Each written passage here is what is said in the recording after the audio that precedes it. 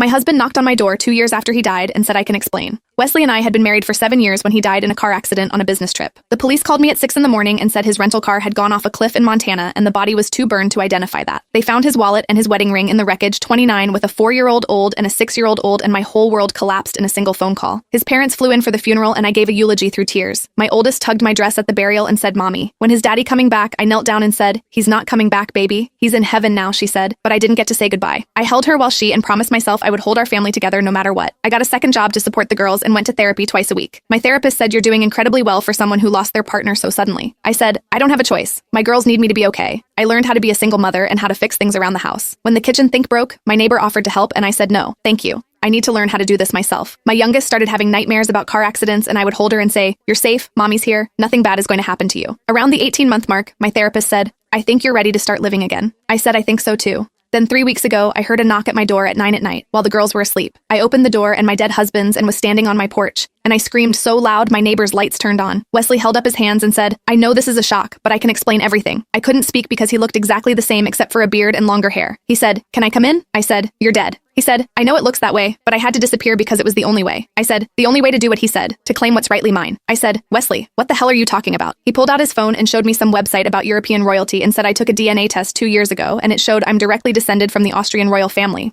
I'm a Habsburg, and I have a legitimate claim to restore titles and land. I stared at him and he kept going. He said I couldn't pursue it as a regular American with a family, so I had to shed my old identity. I staged the accident and went to Europe to prove my lineage. I said, "You let me think you were dead for 2 years because of a DNA test." He said, "It's not just a DNA test, it's my birthright, and I was meant for greatness, and I couldn't let a family hold me back from claiming my throne." I said, "Your throne, Austria, doesn't even have a monarchy anymore." He waved his hand and said, "That's a technicality because there's a movement to restore it, and when they do, I'll be in position." I started laughing and he frowned and said, "Why are you laughing?" I said, "Because you destroyed our entire family for a..." He said, "It's not a fantasy because I have the documents and the proof."